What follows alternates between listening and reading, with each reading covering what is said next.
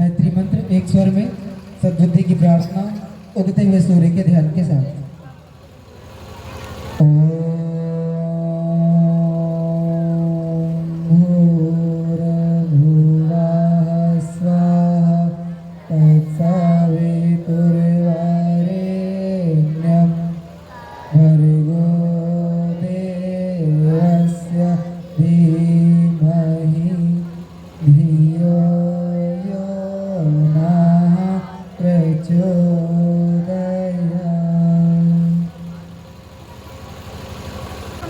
हम लोग को ये विशेष जन्म मिला है इंसान का, तो कुछ विशेष काम भी हमसे बन पड़े तो जीवन सार्थक हो। सुबह से लेकर के 24 घंटे रात मिलाकर होते हैं, और 24 घंटे का जो हमारा जीवन है हमको बहुत ध्यान से देखना यह है कि कैसे बीतता है। अगर हम विद्यार्थी हैं तो स्कूल जाने में, होमवर्क करने में समय बीतता है और सोने खाने में। व्यवसायी है तो खाने सोने में और व्यवसाय का पूरा उपक्रम देखने में। शिक्षक है तो पढ़ाने में और फिर खाने सोने में जो सामान्य दिनचर्या है। ऐसे डॉक्टर है तो चिकित्सा करने में, अपनी नौकरी करने में, और कोई और अलग तरह की नौकरी करते हैं तो उस नौकरी का काम करने में, और बाकी अपने बच्चों की परवरिश, देखभाल, परिवार चलाने में। 24 घंटे हर दिन निकलते जाते हैं हमारे जीवन से। पर हमको बहुत ध्यान से ये देखना है कि हमको करना क्या है और बनना क्या है, क्योंकि रोज का जो काम कर रहे हैं उससे भी कुछ एक अलग उद्देश्य हमारे जीवन का होना चाहिए। खाना तो कोई लक्ष्य हो नहीं सकता, पहनना कोई लक्ष्य हो नहीं सकता, पढ़ना कोई लक्ष्य हो नहीं सकता, केवल नौकरी करना कोई लक्ष्य हो नहीं सकता। ये तो एक आवश्यकता है जो डेली हमारे काम में शामिल है। इस डेली के काम के अलावा हमारे काम में कुछ ऐसी चीज़ हमारे मनों में, दिलों में, दिमाग में कोई एक ऐसा उद्देश्य होना चाहिए जो बहुत ही ज़्यादा सार्थक हो, हमारे जीवन के उद्देश्य की तरह से हो कि हमारे जीवन का उद्देश्य ये है। जैसे मान लो कभी लगता है कि हमको नौकरी पानी है, नौकरी पा लिया, अब क्या करेंगे?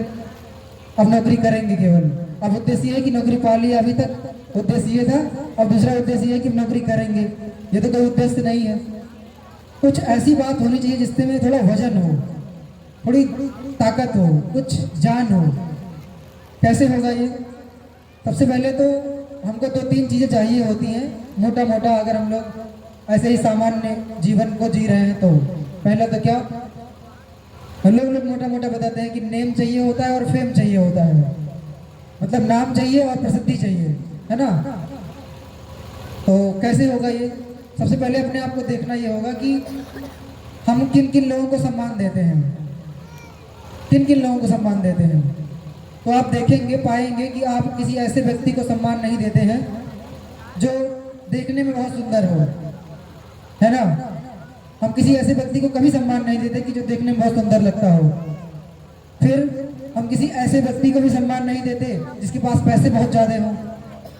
तीसरा, हम किसी ऐसे व्यक्ति को भी सम्मान नहीं देते जो आईएएस की नौकरी पा लिया हो। अगर किसी आईएएस ऑफिसर को हम सम्मान देते हैं तो उसकी कोई खास बात होगी। हो सकता है कि वो अपने नौकरी में कभी घूस ना लेता हो, है ना? अपने पास आए हुए काम को जल्दी से जल्दी और बहुत बेहतर ढंग से करता हो। इस वजह से किसी अधिकारी को हम सम्मान दे सकते हैं, ये बात अलग है। लेकिन सिर्फ इस वजह से कि कोई व्यक्ति अधिकारी बन गया है उसको कौन सम्मान देता है? अगर ऐसा है तो हर जिले में न जाने कितने अधिकारी हैं। आप बताइए कि कितने अधिकारी का नाम आप जानते हैं और कितने का हम जानते हैं? नहीं जानते हैं। क्यों? शायद इसलिए क्योंकि हम नौकरी वाले को सम्मान कभी नहीं देते, ना हमारा मन कभी कहता है। हम पैसे वाले को भी सम्मान नहीं देते, ना हमारा मन कभी कहता है। हम किसी सुंदर व्यक्ति को भी सम्मान नहीं देते, ना ही हमारा मन कभी कहता है कोई व्यक्ति बहुत सुंदर है, बाल बहुत अच्छे से कंघी किया हुआ है ना, कपड़े बहुत अच्छे पहने हैं तो हम सम्मान देते हैं। हम ऐसा नहीं करते। तो यही बात फिर लौट के हमें अपनी तरफ आना पड़ेगा। अगर हम किसी बहुत सुंदर आदमी को सम्मान नहीं देते हैं तो फिर हमारा सारा का सारा ध्यान चेहरे पे नहीं होना चाहिए, है ना? पूरा का पूरा फेशियल पे, पूरा ब्यूटी पार्लर पे, है ना? चेहरे की सजावट पे, चेहरा अगर बहुत गोरा नहीं है तो अलग अलग तरह का क्रीम लगाने पे, ये हमारा ध्यान वहाँ पे नहीं होना चाहिए। क्यों? क्योंकि जब हम बहुत सुंदर आदमी को खुद सम्मान नहीं देते, फिर चेहरे से सुंदर बनने की कोशिश हम क्यों करते हैं? हमारे मन में एक ऐसी बात फिट बैठी रहती है कि शायद हम सुंदर लगेंगे तो लोग हमको देखेंगे, लोग हमको सम्मान देंगे। लेकिन यही बात जब हम अपने अपने आप से पूछते हैं कि कितने ऐसे व्यक्ति हैं जो सुंदर हैं, इस वजह से हम सम्मान देते हैं, तो हमें खुद इसका उत्तर मिलेगा कि ऐसा एक भी व्यक्ति नहीं है। तो फिर हम ऐसा काम करने की सोचते हैं कि मैं खुद, अगर हम किसी सुंदर व्यक्ति को सम्मान नहीं देते तो फिर हमें सुंदर बनने की तरफ बिल्कुल ध्यान नहीं देना चाहिए। अगर हम ऐसा करेंगे तो इतना समय, जितना समय हमारा सुंदर बनने में लगता है, कंघी करने में लगता है, अलग अलग हेयर स्टाइल का बाल कटाने में लगता है, अलग अलग तरह का पफ बनाने में लगता है, अगर हम लड़की हैं तो वो सारा समय हम अपना बचाएंगे और कहीं और लगाएंगे जहाँ पे सार्थक होगा। पहली बात। दूसरी बात यह है कि जब हम किसी बहुत बड़े आदमी को देखते हैं, कोई कार से गुजरता है, कोई स्कॉर्पियो से गुजरता है ना, या फिर किसी के घर जाते हैं, एसी लगा हुआ है, तो हमारे मन में क्या भाव आता है? क्या बहुत सम्मान से मन झुक जाता है क्या? नहीं। अपने आप से सब लोग पूछ के देखना, किसी को हम इस वजह से बिल्कुल भी सम्मान नहीं देते कि कोई कार से जा रहा है ना, क्योंकि आपने रोड पे जाते हुए महसूस किया होगा, अगर बाई द वे आपकी गाड़ी खराब हो जाए या फिर आप पैदल हो जाए, आप हाथ देते हैं तो मोटरसाइकिल वाला अपनी मोटरसाइकिल रोक के आपको बिठा लेता है, साइकिल वाला आपको उससे पहले ही लिफ्ट देता है, लेकिन कार वाला कभी गलती से शायद ही आपको रोक के पूछ ले कि बेटा आपको कहाँ जाना है। तो फिर हम क्यों सम्मान देंगे? नहीं देते हैं। तो फिर हमको पूरा का पूरा जीवन इस उद्देश्य में नहीं खपाना चाहिए कि हमको कार लेना है, ये हमारा जीवन नहीं होना चाहिए।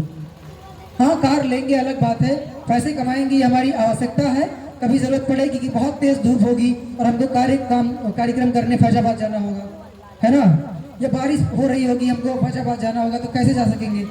उसके लिए आवश्यकता होगी, वो हमारी आवश्यकता होनी चाहिए, लेकिन उद्देश्य या फिर लक्ष्य नहीं होना चाहिए। ये बात हम लोग बहुत दिमाग में फिट बैठा लेना चाहिए हम लोगों को, सबको। तो फिर क्या होगा? जो दिन रात हम खपते रहते हैं, दिन रात मतलब होता क्या है, एक बार क्या हुआ, मैं अपने घर की बात बताता हूँ आपको। मेरे चाचा जी हैं, अभी नहीं है, लेकिन मैं उनकी कहानी आपको साझा करना चाहता हूँ।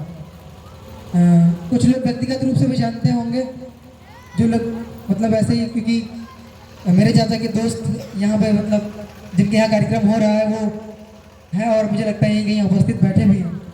तो जो हमारे मझली वाले मतलब सेकंड नंबर के चाचा थे, उन्होंने अपने जीवन में बहुत सारा संघर्ष किया, और छोटे वाले चाचा ने भी मिलके भी।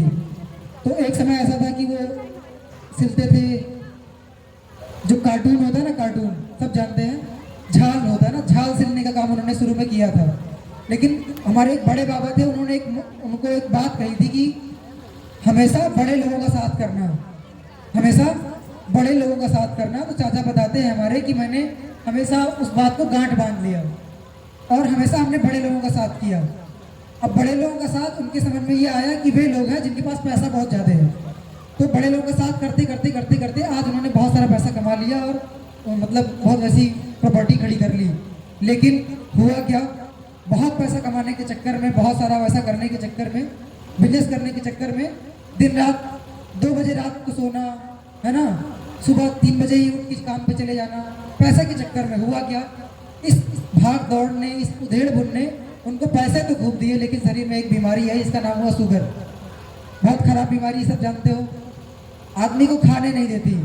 आदमी ने पूरे जिंदगी में पैसा कमाने में अपने सारा समय लगा दिया, सब कुछ कर दिया। अब सारा कुछ जब हो गया तो डॉक्टर ने मना कर दिया कि आपको खाना नहीं है, करेला का जूस पीजिए, नीम का पाती पियो। कमा तो लिया लेकिन खा नहीं सकते, कितनी विडंबना में लाके हमको खड़ा कर देता है। ये अस्त व्यस्त लाइफ स्टाइल की वजह से होता है। और आता कैसे है, जब हम सारा ध्यान पैसे पे लगा देते हैं, अपने जीवन क्रम को सुधारते ही नहीं। तो यही हुआ, और पिछले दिनों उनके यहाँ पे कुछ ऐसा हुआ, कट गया, ऑपरेशन कराना पड़ा, और फिर उसकी वजह से कैंसर के शिकार हुए और दुनिया से विदा हो गए। दुख के साथ कहना पड़ता है कि मेरे चाचा का सबसे छोटा लड़का है, वो मुझसे 2 साल का छोटा है, और उनकी 2 छोटी बेटियां हैं। उनके लिए न जाने कितना सपना देखा होगा, लेकिन बहुत पैसे कमाने के चक्कर में उन सबको अनाथ होने की स्थिति में छोड़ के और दुनिया से उनको जाना पड़ा। तो फिर क्या ही फायदा है ऐसे जीवन का कि जो इतने सारे हमने सपने सजाए, वो सब सपने के सपने धरे रह जाए। तो कुल मिलाकर के बहुत ज़्यादा भाग दौड़ में, बहुत ज़्यादा पैसा कमाने के चक्कर में कहीं ऐसा ना हो कि हमने जो सपने देखे हैं उन सपने पे भी हम आग लगा दें, उन सपने में भी पानी फेर दें। ऐसा नहीं होना चाहिए।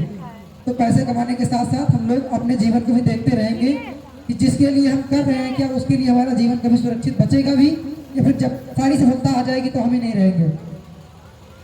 तो कहने का मतलब यह है कि जब हम बहुत सुंदर व्यक्ति को सम्मान नहीं देते तो खुद सारा का सारा ध्यान सुंदर बनने पे नहीं लगे।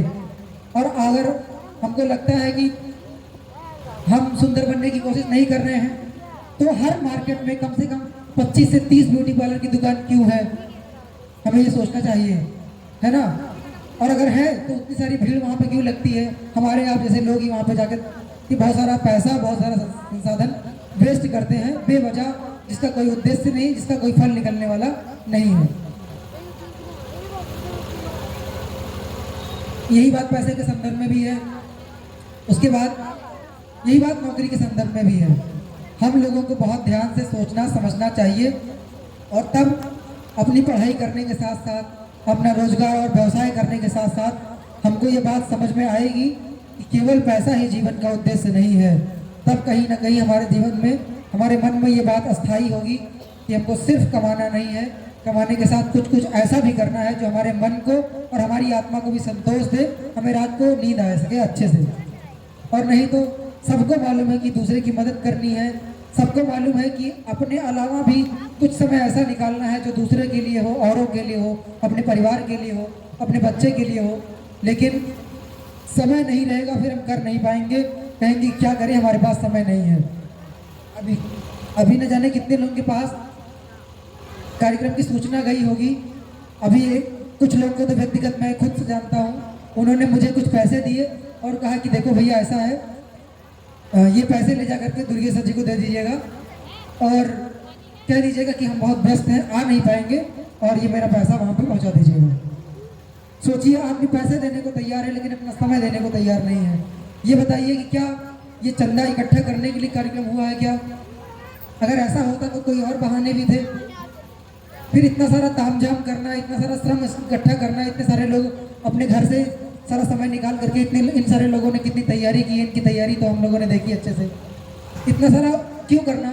अगर पैसा ही इकट्ठा करना होता तो हर कोई कर लेता है। एक भिक्षा कमाने वाला व्यक्ति भी हम लोगों से ज़्यादा पैसा इकट्ठा कर लेता है, निश्चित रूप से, हम सभी जानते हैं। फिर इतना बड़ा पंडाल लगा करके इतना सारा कुछ करना क्यों जरूरी था? लेकिन लोगों के दिमाग में न जाने कैसा संदेश चला जाता है निश्चित रूप से, जब कभी ऐसा धार्मिक काम होता है तो लोगों को लगता है कि अब यज्ञ बैठने वाला है, अब चंदा मांगने आएंगे तो 21 रुपये पहले से बचा के रखते हैं। सच मानो लोगों की ऐसी मानसिकता है कि क्या बता दें। और जब ऐसी प्रवाह है, ऐसा सब कुछ है, तो चाहे गायत्री परिवार हो, चाहे जैसा परिवार हो, लोगों के दिमाग में पहले से फीडेड है तो लोग यही सोचते हैं। इसीलिए लोगों के पास समय नहीं है और समय निकाल नहीं पाते, और यहाँ तक आ नहीं पाते। कितने लोग इस बात से वंचित रह जाते हैं, उनको पता भी नहीं चलता कि इस तरह का कार्यक्रम हुआ था वहाँ पे, तो क्या क्या बातें हुई होंगी। तो लोगों को लगता है कि वहाँ पे आए होंगे, पंडित जी ने कथा कही होगी, लोग प्रसाद दिए होंगे और घर चले गए होंगे। इसीलिए लोग 2 घंटे का समय निकाल नहीं पाते, क्योंकि उनको पता है कि कथा में क्या होने वाला है। और इस चक्कर में, इस धारणा के चक्कर में अगर कोई नई चीज़ भी आप करना चाहें तो लोगों तक पहुँच ही नहीं पाता है। तो ये गलत मैसेज लोगों तक जाता है, जाने अनजाने में। तो इसलिए बहुत ही आवश्यक है, जब कोई नई चीज़ हो, नई शुरुआत हो, तो वो नई चीज़ लोगों तक पहुंचेगी कैसे? जब लोगों के दिमाग में पहले से चीज़ें भरी हुई है तो नहीं पहुंच सकती, बिल्कुल नहीं पहुंच सकती। इसके लिए हमको लोगों तक घर घर जाना होगा। कैसे जाएंगे? इतने सारे लोग, इसे मान लो यहाँ पे 100-150 के आसपास की संख्या बैठी हुई है पूरी, तो 100-150 लोग कम से कम नहीं तो 100 घर के लोग तो यहाँ पे होंगे ही। अगर 150 हैं, 100 घर के लोग होंगे और 100 घर के लोग 100 घर में जाएंगे और अपने अंदर जो परिवर्तन लाएंगे तो लोगों को लगेगा कि हाँ, वहाँ पे गए थे, कुछ अच्छा हुआ, कुछ ठीक हुआ जो ये सीख के आए हैं, और इनके अंदर जो बदलाव हुआ लोग उससे सीखेंगे। और वो बदलाव अस्थायी बदलाव होना चाहिए, जो कि मेरे बोलने मात्र से नहीं होगा, आपके सुन लेने मात्र से नहीं होगा, और आपके हाथ उठा लेने के बाद संकल्प लेने से भी नहीं होगा। कुछ ऐसी चीज़ें होंगी कि आपको रोज शामिल करना होगा अपने जीवन में, ताकि आपके अंदर रोज कुछ ऐसी एनर्जी आएगी जो आपको फोर्स करेगी, नहीं ऐसा करो, नहीं ऐसा करो। वो एनर्जी होगी। आप जो चीज़ रोज के जीवन में शामिल करेंगे, क्या क्या कर सकते हैं शामिल? कल बात हो रही थी, गायत्री मंत्र हम लोग शामिल करेंगे। सबको पता है कि क्या क्या बुराइयां हैं, गुटखा खाना ठीक नहीं, गाली देना ठीक नहीं, है ना, झगड़ा करना, कलह करना ठीक नहीं, आपस में प्यार से रहना है ना, छोटा गलती कर दे तो माफ़ कर देना है, बड़ा गलती कर दे तो बड़े हैं ये सोच करके छोड़ देना है। ये सारी बातें पता है, लेकिन शायद ही परशुरामपुर के पूरे ब्लॉक में, है ना, आपके पूरे स्टोरी में शायद एक घर इकलौता आपको मिले कि एक भी दिन ऐसा गुजर जाए कि आज झगड़ा नहीं हुआ, आज कलह नहीं हुआ, आज किसी का मुंह नहीं फूला। शायद ही ऐसा हो सकता है बहुत सारे लोग, क्योंकि ये गायत्री परिवार का पूरा क्षेत्र ही है, तो हो सकता है, लेकिन आमतौर पे ऐसे घर नहीं मिला करते हैं। क्यों? क्योंकि मालूम तो सबको है, पता तो सबको है, लेकिन कर कौन पाता है। अच्छा, करना नहीं चाहते क्या? नहीं, करना भी चाहते हैं, लेकिन होता क्यों नहीं? क्योंकि फिर वही कल की बात मैं दोहराना चाहूँगा आप लोगों से, क्योंकि अंदर की ताकत नहीं है, अंदर से आदमी मजबूत नहीं है, अंदर से आदमी कमज़ोर है। वो कमजोरी जिम जाने से बिल्कुल दूर नहीं हो सकती, वो कमजोरी बादाम खाने से भी दूर नहीं हो सकती। आदमी बाहर से हट्टा कट्टा दिखता है, एकदम ताकतवर दिखता है, डोले सोले बना के घूमता है, लेकिन बाहर से आदमी इतना कमजोर है जिसका हिसाब ही नहीं, बहुत ही कमजोर है। बाहर से आदमी के पास लगता है कि गाड़ी घोड़े हैं, पैसे हैं, कपड़े हैं, सब कुछ है, लेकिन अंदर से आदमी दीनहीन, इतना दरिद्र है कि जिसका हिसाब नहीं। उसकी तुलना एक ऐसे आदमी से करी जाए जिसके पास एक पैसा भी नहीं है, तो एक छदाम भी नहीं है, ऐसे आदमी से कंपेयर करा जाए तो उससे भी गिरी हुई स्थिति में, उससे भी गिरी हुई हालत में उसकी स्थिति आप देख पाएंगे। क्यों? क्योंकि अंदर की चीज़ें नहीं है। हमको पता है कि हम बाहर की किसी व्यक्ति को न चेहरे से सम्मान देते हैं, न धन से सम्मान देते हैं, लेकिन हमारा सारा ध्यान चेहरे पे लगा हुआ है, हमारा सारा ध्यान पैसे कमाने पे लगा हुआ है। अंदर के जो गुण हैं उनके विकास पे हमारा ध्यान ही नहीं है। आदमी खुद कभी ईमानदार बनने की कोशिश करता ही नहीं, उसको लगता ये है नहीं, कभी भी नहीं लगता सपने में भी शायद कि हमें ईमानदार भी होना चाहिए। लोगों को जब कोई कहता होगा कि ईमानदार बन जाओ, बहुत पहले सर जी हम लोगों को जब पढ़ाते थे तो एक बात बहुत हर दिन कहा करते थे। आमतौर पे अगर कोई कुछ पूछे कि हमको सफल होना है क्या करें, तो सर जी बस एक बात कहते थे, ईमानदार बन जाओ, ईमानदार बन जाओ। तो मन में बात एक आती थी कि क्या सर जी हम लोग बेईमान है क्या, ईमानदार नहीं है क्या? तो जब ये क्वेश्चन हम लोगों से ये मन में आते थे कि सर जी हम लोग कोई दुकान तो किए नहीं है कि ईमानदारी से कपड़ा बेचेंगे, किसी दुकान पे आने वाले ग्राहक को ठग तो नहीं रहे हैं, फिर आप क्यों ऐसा कहते सर जी ईमानदार बन जाओ? तो सर जी बहुत अच्छे समझाते थे हम लोगों को, कहते थे तो बेटा देखो, ईमानदारी का मतलब सिर्फ दुकानदारी से नहीं है। ईमानदारी हर आदमी के जीवन में होनी चाहिए। कैसे? जैसे आप अगर विद्यार्थी हैं तो ईमानदारी से पढ़िए, पेपर आए तो ईमानदारी से परीक्षा दीजिए, आप बेटे हैं तो ईमानदारी से एक बेटे का ड्यूटी क्या है, एक बेटे का कर्तव्य क्या है, उसको देखिए और निभाइए। अब यहाँ पे अगर कथा सुनने के लिए आए हैं तो आपकी ईमानदारी क्या है, हमारी ईमानदारी क्या है? मुझे माइक मिल गया है तो ईमानदारी से हमें वो बात बोलनी है जो मैंने जिया है। दूसरा, ईमानदारी से वो बात मैंने बोली है मुझे बोलना है जिसकी मुझे ठीक से समझ है, जिसको मैंने समझा है, अनुभव किया है। तो मेरी ईमानदारी ये कि मैं आपको ठीक बात, अच्छी बात, श्रेष्ठ बात परोसूं, और आपकी ईमानदारी ये है कि आप पूरी एकाग्रता के साथ, पूरे तन मन धन के साथ, पूरे अच्छे से लगन के साथ सुने, गुने और उसमें डूबे, घर में जाकर चिंतन मनन करें, जो बात आपको अच्छी लगे उसको उतारने की कोशिश करें, गुरुदेव से प्रार्थना करें। यही हमारी आपकी ईमानदारी है। तो जब हम लोग सर जी से पूछते थे कि क्या ऐसा करें कि हम सफल हो जाएं, तो बस एक ही बात होता था कि ईमानदार बन जाओ। अगर दुकानदार ईमानदार हो जाए और अच्छे से अपनी दुकानदारी पूरी ईमानदारी के साथ में करे, जैसे दाल में नमक आदमी खाता है उस तरह से फायदा ले, तो हो सकता है 1 2 साल 3 साल 4 साल उसकी दुकानदारी थोड़ा ढील फूल चले, लेकिन जब लोगों को भरोसा हो जाएगा, एक बार विश्वास हो जाएगा कि इस दुकान पे कभी ठगा नहीं जाता है, तो लोग 2-4 दिन बाद सामान लेंगे, लेकिन उसी दुकान पे लेंगे, लाइन लगा के लेंगे, ये कंफर्म है, गारंटी है हमारी। लेकिन हम आप लोग देखते हैं कि लोग दुकान खोले रहते हैं, इंतजार करते हैं कि कोई आए। आप लोग जानते होंगे कि लोग रास्ते से गुजरते हैं, किसी और काम के लिए जा रहे होते हैं, और दुकानदार लोग पूछते हैं कि भैया क्या चाहिए, आइए आ जाइए, अच्छा क्या चाहिए बताइए। हम लोग दुकान खोल के बैठे हैं और हमको ग्राहक को बुलाना पड़ता है। कोई आने जाने वाला व्यक्ति होता है, उसको भी हम लोग बुला लेते हैं कि आ जाइए हमारी दुकान पे आ जाइए, बताइए। मतलब ऐसे दीनहीन, मतलब ऐसे कमजोर हैं, मतलब ऐसा हमारी रिपुटेशन इतनी खराब है कि हम लोग को बुलाते हैं कि यार हमारी दुकान पे आ जाओ। अच्छा, ये बात मैं सिर्फ इसलिए नहीं बोल रहा हूँ क्योंकि चौरी में दुकानदारी लोगों की संख्या ज़्यादा है, सिर्फ इसलिए नहीं, मैं सिर्फ एग्जाम्पल के रूप में कह रहा हूँ लेकिन मैं कहना चाहता हूँ कि अंदर से कितने कमज़ोर हैं। बाहर अगर हम चले जाए कहीं कुछ काम करना पड़ जाए तो लग जाएगा कि हमको अरे हम इतने अच्छे कपड़े पहन के आए, कार से आए, हमारी इज्जत थोड़ी घट गई। लेकिन सोच के देखिए कि हम दुकान पे बैठे हैं और हमको दुकानदार पे मतलब ग्राहकों को बुलाना पड़ता है। सोच के देखिए कि हमारी इज्जत कहाँ जाती है। नहीं, हमें हमारे अंदर झांक के हमको देखना चाहिए कि हमें हमारी दुकानदारी में कहीं कोई कमी है। अगर ठीक से सीख ले जाएंगे तो लोग हमारे यहाँ लाइन लगा के लेंगे। ऐसे ही अगर कोई पढ़ाने वाला व्यक्ति है, जैसे हम लोग भी स्कूल में पढ़ाते हैं, अगर कोई व्यक्ति कोई टीचर बहुत अच्छे से पढ़ाता होगा तो लोग खोज करके यहाँ से कितने लोग अयोध्या कोचिंग करने के लिए जाते हैं, और कितने लोग हैं, कितने टीचर ऐसे हैं जो बताते हैं कि भैया हमारी कोचिंग में आ जाओ, एक बार आ जाओ। दोनों में क्या अंतर है? सिर्फ ईमानदारी का अंतर है और किसी बात का अंतर नहीं है। उसने ईमानदारी से पढ़ा है और ईमानदारी से पढ़ाता है, बस। तो अगर जीवन में सफलता पानी है तो गायत्री मंत्र करने के साथ साथ एक बात और करने की आवश्यकता है कि हम ईमानदारी को अपने जीवन में लाने की कोशिश करें, साधना करें। अगर हम लोग गायत्री परिवार से जुड़े हैं तो एक शब्द हम लोग को बहुत बार सुनने को मिलता है, जिसका नाम है साधना। साधना साधना क्या है? साधना सिर्फ प्रैक्टिस का नाम है, अभ्यास करने का नाम है। जिस गुण को हम समझ जाते हैं कि ये गुण बहुत अच्छा है, उस गुण को अपने जीवन में लाने की जो प्रैक्टिस है उसी का नाम साधना है। साधना करते रहे हम लोग, और हर चीज़ की साधना होती है। एक किसान है वो खेती की साधना करता है, एक बार किया, 2 बार किया, 3 बार किया, जब 10वीं बार वो करता है तो उसको पता चल जाता है कि बीज को कैसे बोना है, कितना बड़ा बीज हो जाए तो फिर हमें सिंचाई करनी है, क्या करना है। फिर एक दिन ऐसा भी आता है कि वो किसान किसी भी खेत में अपना हाथ लगा देता है तो फसल एकदम पूरा बर्बाद हो जाता है उसी खेत में। एक किसान ऐसा है कि उसमें वो हर बार खेती करता है, उसकी फसल अच्छी नहीं होती। एक किसान ऐसा है कि हाथ लगा देता है तो फिर मतलब एकदम लहलहाती हुई फसल आती है। क्या अंतर? सिर्फ यही अंतर है कि उसको उस कार्य में सिद्धि मिल गई है, सफलता मिल गई है, उसने उस चीज़ को साध लिया है, अच्छे से बारीकी से समझ लिया है।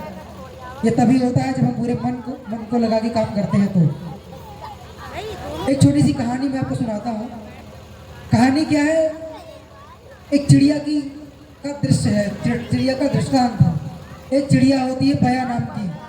सब लोग जानते होंगे कि खजूर के पेड़ पे एक चिड़िया का घोंसला दिखता होगा आपको।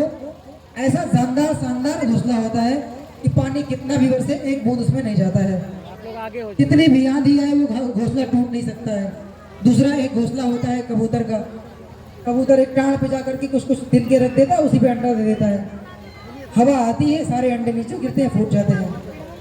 दूसरा एक भैया का घोंसला है, चाहे जितना तूफान आ जाए वो टूट के गिरता नहीं है। अंतर क्या है?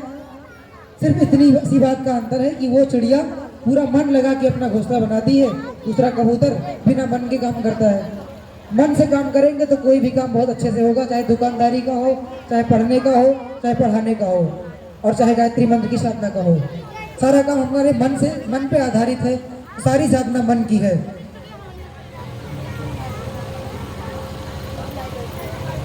और सारा का सारा ध्यान हमारा मन पे होना चाहिए, और सारे गुणों की साधना हमें मन से करनी होती है। तो कुल मिलाकर के सबको मालूम है कि क्या सही है क्या नहीं, ये बताने की कोई आवश्यकता नहीं। शायद इसीलिए बहुत सारे लोग नहीं आते कि जो बात वहाँ बोली जाती है हमको पता है।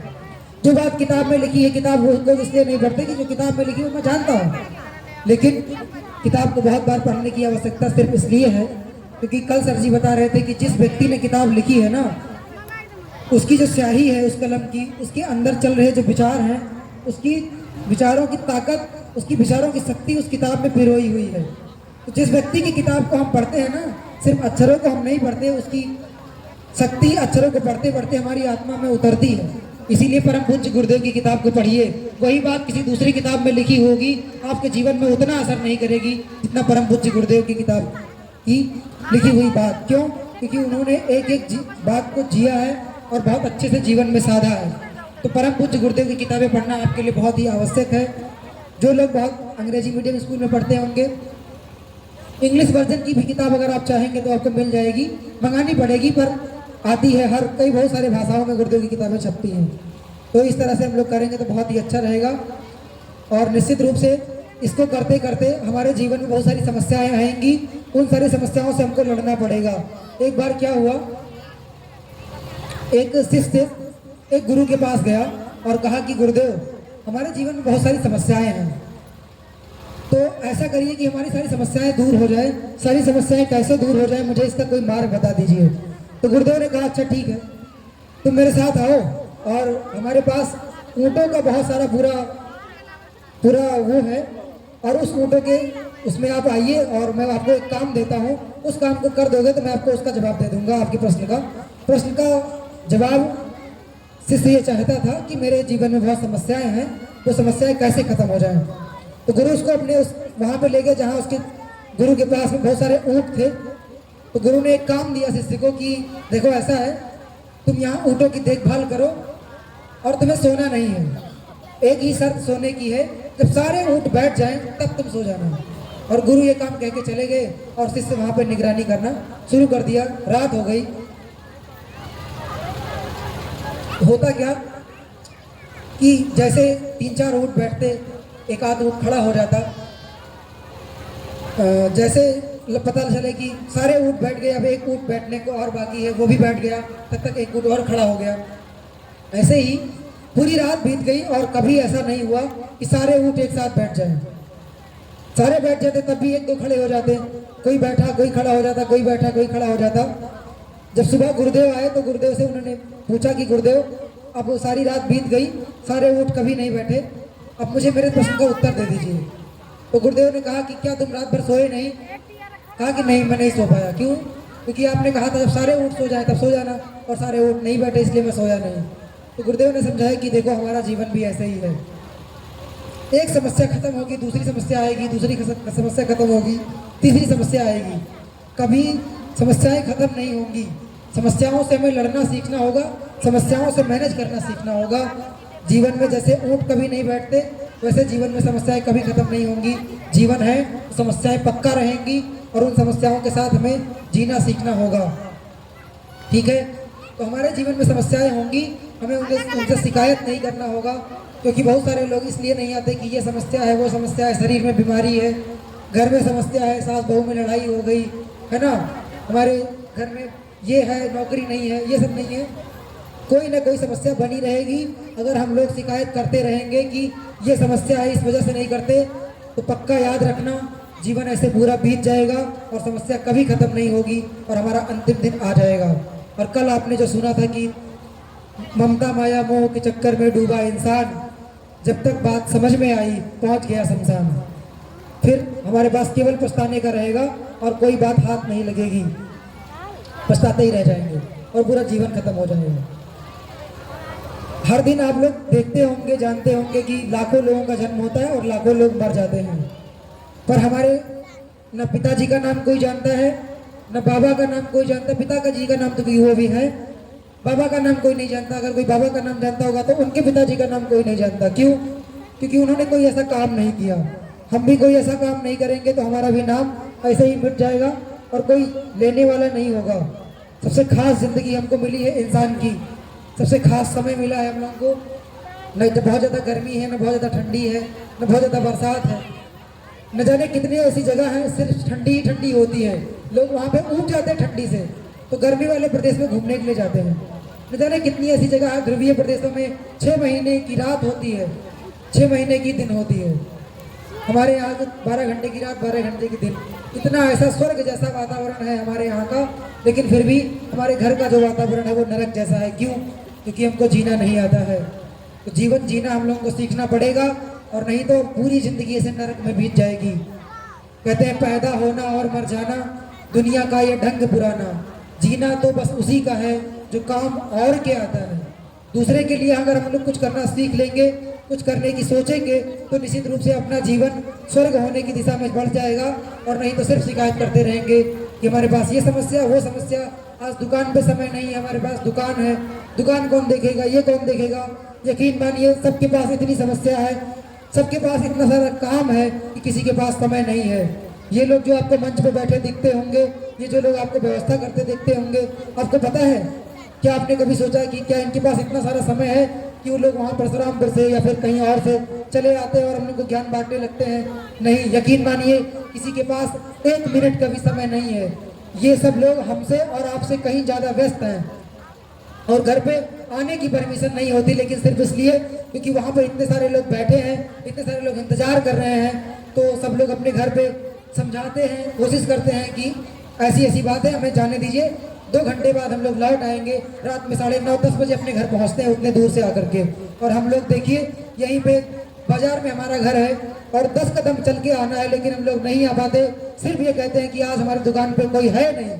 सोच के देखिए, न जाने कितने लोग इसमें हैं, मैं तो जानता हूँ, इसीलिए बोल भी रहा हूँ कि न जाने कितने लोग ऐसे हैं जिनके घर में कोई नहीं है, कोई बीमार है, कोई दवा देने वाला नहीं है, लेकिन सिर्फ ये सोच के कि इतने सारे लोग बैठे होंगे सुनने वाले, और वहाँ उनको बात कौन परोसेगा, प्रज्ञा गीत कौन देगा, तबला कौन बजाएगा। यकीन मानिए कि अभी आदर्श भैया की मैं बात करूँ, उनके हाथ में इतनी गहरी चोट है कि वो आज उनके खेत में काम करने नहीं जा पाए, और लंगड़ाते हुए आते हैं मेरे साथ। मैं बैठा के उनको रोज लेके आता हूँ। चलने में इतनी तकलीफ है, जब भी चले तो आप ध्यान से देखना, पैर में इतनी तकलीफ है, पर कभी ये नहीं कहा कि मेरे पैर में चोट है, मेरे हाथ में चोट है, मैं तबला नहीं बजा पाऊंगा, एक बात भी नहीं कहा। तो कहने का मतलब यह है कि ये सिर्फ बहाने हैं, हमारा मन बहाना करता है। याद रखना, कमाना तो हर दिन है, खाना तो हर दिन है, भोजन तो हर दिन बनाना है, ये काम तो रोज करते हैं हम लोग, पर जीवन को बदलने का और किसी अच्छी जगह पे चलने का ये प्रयास आप अगर कल करना चाहेंगे तो नहीं कर पाएंगे। आज आखिरी दिन है, फिर आप सिर्फ पछताते रह जाएंगे। तो इसीलिए अगर आप यहाँ आए हैं तो पूरे मन के साथ, पूरे तन के साथ और पूरे मनोयोग के साथ विचारों को सुन के जाएं। जो बातें अच्छी लग जाए उसके लिए पूरा संकल्प लेके जाइए और परम पूज्य गुरुदेव से प्रार्थना करिए, गायत्री मंत्र रेगुलर करिए और साहित्य लेकर चले जाइए, क्योंकि कुछ बातें ऐसी होंगी जो यहाँ से जाकर के आप भूल जाएंगे, अपने काम में व्यस्त हो जाएंगे, दिमाग से चीज़ें निकल जाएंगी, तो वो चीज़ें निकले नहीं। इसलिए मैं कहूँगा, आपसे हाथ जोड़ के प्रार्थना जरूर करूँगा कि आप परम पूज्य गुरुदेव की साहित्य की वाली किताबें जरूर लेके जाएं, क्योंकि वो किताबें आपको अंदर से रोज ढकेलती रहेंगी। जितनी बार आप पढ़ेंगे, आपसे कुछ ना कुछ जब तक अच्छा नहीं करा लेंगी, कुछ ना कुछ बेहतर नहीं करा लेंगी, तब तक वो आपको चैन से बैठने नहीं देंगी। और नियमित रूप से गायत्री मंत्र करिए, नियमित रूप से अच्छी किताबों का अध्ययन करिए, और ऐसी जगह पे अगर आपको आने का मौका मिलता है तो आप सारे काम को छोड़ के आने की कोशिश करिए, और 2-4 लोगों को और ला सके तो बहुत ही अच्छा होगा। क्योंकि अपना जीवन अगर उजाले में है और पड़ोसी अगर दारू पी के गाली देता है तो हम चैन और सुकून से नहीं रह सकते। हमको भी मान लो हम बहुत अच्छे से पढ़ते हैं, पढ़ने बैठे हैं और पड़ोस में झगड़ा हो रहा है तो हम नहीं पढ़ सकते। जरूरी यह है कि हम अच्छे रहें और हमारा पड़ोसी भी अच्छा रहे। इसीलिए हम भी आए और दूसरे लोगों को भी लेके आए, खुद अच्छे बने और दूसरे लोगों को भी अच्छे बनाने की कोशिश करें। तो कुल मिला करके अपना सुधार करने के साथ साथ हमें अपने से जुड़े हुए लोगों का भी सुधार करने की कोशिश करनी है। जो बात हमको समझ में आ गई है, लोगों को समझाने की कोशिश करनी है। बहुत बार ऐसा होगा कि वो लोग नहीं समझेंगे, नहीं मानेंगे, कोई बात नहीं, उनका काम वो है कि वो नहीं मानते, लेकिन हमारा काम है कि हम अपना काम करेंगे। एक छोटी सी कहानी कहने के बाद मैं अपनी बात को समाप्त कर दूंगा। आज कहानी ये है कि एक बार एक संत जी थे, नदी में स्नान कर रहे थे और उस नदी में एक बिच्छू बहती हुई चली जा रही थी। तो नदी, संत जी का स्वभाव होता है कि किसी को बचाना, किसी का कल्याण करना, अब वो चाहे जानवर हो चाहे कोई भी हो। तो संत जी ने अब से अंजलि बनाई और बिच्छू को अपने हाथ में उठाया और बाहर रखना चाहा, तब तक बिच्छू ने डंक मार दिया और पानी हाथ से छूट गया, बिच्छू उसी में गिर गई। लेकिन डंक मार दिया, थोड़ा दर्द तो हो रहा था, लेकिन सोचा कि फिर ये पानी में बहती हुई जाएगी तो मर जाएगी। फिर से थोड़ा आगे बढ़े और फिर से उठाया और फिर से जैसे ही निकालना चाहे फिर से डंक मारा और फिर वो पानी में गिर गई। लेकिन फिर दोबारा जैसे ही पानी में गिरी, बहने लगी, फिर महात्मा जी ने प्रयास किया और फिर से उठाया और फिर से बिच्छू ने फिर से डंक मारा और फिर से पानी में वो बिच्छू गिर गई। एक सज्जन दूर खड़े होकर के देख रहे थे। उन्होंने कहा कि अरे महात्मा, एक बात बताइए, ये बिच्छू जब बार बार आपको डंक मार रही है तो क्यों आप पगलाए हुए हैं, क्यों आपका दिमाग खराब हो गया है, क्यों आप बार बार उसको बचाने में लगे हुए हैं? जो आपको बार बार नुकसान करती है, बार बार आपको डंक मारती है, उसको बार बार क्यों बचाने में आप लगे हैं?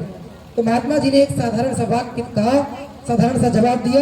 वो जवाब मैं आपको दे रहा हूँ और ये जवाब मेरे लिए भी है। ये हमारा जीवन होना चाहिए। अगर हम गायत्री परिवार में हैं और किसी की सेवा सहायता करना चाहते हैं तो हमारे लिए भी वो जवाब है जो जवाब उस आदमी को दिया।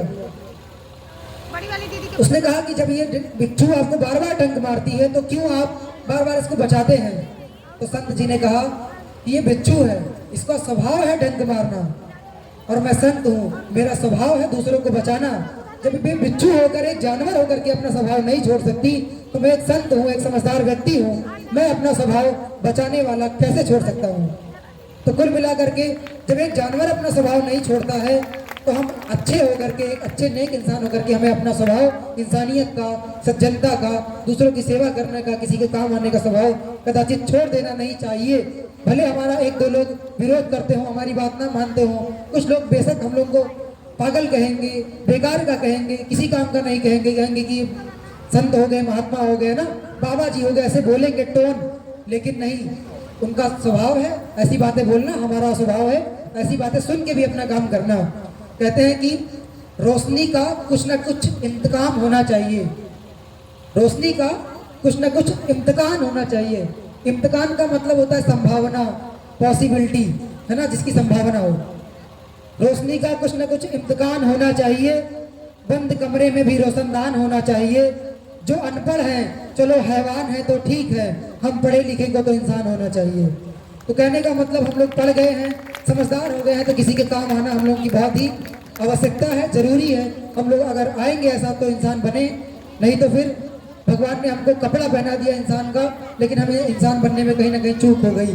जैसे एक व्यक्ति बंदूक चलाना ना जाने, चोर को पकड़ना ना जाने, और उसको वर्दी पहना दी जाए, अनगढ़ पुलिस वाला हो सकता है वो, लेकिन पुलिस वाले का सम्मान उसको नहीं मिल सकता, ना ही इसको सैलरी मिल सकती है, ना वो पुलिस वाला बन सकता है। तो ऐसे ही चोला हम लोग को भगवान ने इंसान का पहना तो दिया है, लेकिन हम तब तक, जब तक इंसानियत वाला वो गुण हमारे अंदर नहीं आएगा, हम उसकी साधना नहीं करेंगे, तब तक नहीं हो सकेगा। अंतिम बात यही है कि जो भी बातें हमको समझ में आई हैं, आज ही से करें। चाहे वो गायत्री मंत्र करने की बात हो, चाहे किताब पढ़ने की बात हो, चाहे किसी की सेवा सहायता करने की बात हो। सेवा के नाम पर मैं एक बात और आपको बताऊंगा। कल मैंने कहा था कि अगर हम एक बूंद पानी की बचा सकते हैं, तो पानी की कीमत सबको पता है, पानी बचाने की कोशिश करेंगे। अगर हम लोग एक पेड़ लगा सकते हैं तो पेड़ लगाने की कोशिश करेंगे। कहीं अननेसेसरी बल्ब जल रहा है तो बंद करने की कोशिश करेंगे। एक और बात आज मैं जोड़ूंगा, पर्यावरण इतना प्रदूषित है, इतना खराब है, तो हम लोग सिंगल यूज जो पॉलीथीन है उसका यूज नहीं करेंगे। एक बार एक लड़का था, गया दुकान पे केला खरीदा, और उसके स्कूल में बताया गया था कि सिंगल यूज का प्रयोग नहीं करेंगे। क्यों? क्योंकि इसको अगर हम फेंक देते हैं तो सॉइल, जो मिट्टी है, बहुत प्रदूषित हो जाती है। अगर जला देते हैं तो हवा प्रदूषित हो जाती है, तो इसका कोई विकल्प नहीं है। तो वो केला खरीदा और केले वाले ने उसको पन्नी में पैक करके दे दिया। अचानक से वो बात उसको याद आ गई, तो उसने पन्नी को खोला और कहा, और पन्नी को खोला, दुकानदार से बोला कि ये पन्नी आप ले लीजिए, ये मैं नहीं लूँगा, अब मैं अपने इसको बैग में रख के ले जाऊँगा। उसने कहा कि आपका दिमाग खराब है क्या, क्यों वापस कर रहे हो, हाथ में लेके जाओगे? उसको लगा कि इसका दिमाग मतलब पागल वाला ऐसा थोड़ा व्यवहार किया। मतलब बहुत अजीब सी बात लगी कि पहला ऐसा व्यक्ति था कि जो पॉलीथीन वापस करे। अभी तक लोग पॉलीथीन मांगने वाले होते थे, कहते थे एक पॉलीथीन और दे दो। दुकानदार को पहली बार पॉलीथीन वापस करने वाला एक ऐसा लड़का दिखा था। उसने कहा क्या हुआ, क्या क्यों वापस कर रहे हो? तो उसने बताया कि मेरे स्कूल में ऐसी सी बात बताई गई। तो बाद में दुकानदार ने उसकी तारीफ की, वाह तुम बहुत अच्छे व्यक्ति हो, और पहली बार मुझे ऐसा व्यक्ति मिला है, बहुत अच्छा लगा। तो कहने का मतलब यह है कि अगर हम लोग मार्केट जाते हैं तो झोला लेके जाएंगे। चीनी को हम झोले में नहीं रख सकते, तो चलो उसके लिए पॉलीथीन आवश्यक है, लेकिन आलू हम झोले में रख सकते हैं, टमाटर झोले में रख सकते हैं, मटर झोले में रख सकते हैं। तो कम से कम इस चीज़ को लिए इन चीज़ों को हम लोग पॉलीथीन में नहीं लेंगे, पहले ही बता देंगे कि भैया हमारे झोले में रख दो, अब पॉलीथीन नहीं देंगे। तो ऐसा कर करके हम लोग सिंगल यूज पॉलीथीन का यूज़ कम कर सकते हैं। अगर इसमें यहाँ पे 200 लोग बैठे हैं, तो हर दिन हम लोग अगर एक एक पॉलीथीन कम करेंगे तो 200 पॉलीथीन हम लोग रोज बचाएंगे। सरकार सिंगल यूज पॉलीथीन पे बैन लगाती है, लेकिन फिर कुछ दिन बाद सरकार मजबूर हो जाती है, लोग चलते रहते हैं, चलता ही रहता है। जो काम सरकार नहीं कर सकती हम लोग कर सकते हैं, अगर हम लोग संकल्प ले ले तो। क्योंकि एक एक बूंद से ही घड़ा भरता है। कहते हैं कि यदि अंधकार को हरने का संकल्प कोई कर लेता है, तो एक अकेला जुगनू भी 100 अंधकार हर लेता है। हमें नहीं सोचना चाहिए कि हम अकेले हैं, हम एक हैं, आप भी एक हैं। एक एक को मिला करके कितने सारे लोग हो जाते हैं। पूरे चौरी की जनसंख्या कम से कम मान लो 10,000 1,000 है, हर दिन 1,000 पॉलीथीन हम लोग बचाएंगे, कितना बड़ा काम होगा। तो एक और संकल्प मैं आपको आज कहूँगा, और फिर इस भावना के साथ, इस बात के साथ कि अपने ही दामन को भिगोती ही चली जाती है। जिंदगी अगर रोई तो फिर रोती ही चली जाती है। मैंने कल आपसे कहा था हमारे पास हाथ है, पैर है, दिमाग में इतनी ताकत है, अंदर बोलने की क्षमता है, शरीर में काम करने की ताकत है, फिर भी हम लोग निगेटिविटी में, निराशा में कितने समय बिता देते हैं। कहते हैं कि हमारे पास कुछ है ही नहीं, हमारे पास पैसे नहीं, रहने को नहीं, खाने को नहीं। अरे भैया, किसने कह दिया आपसे?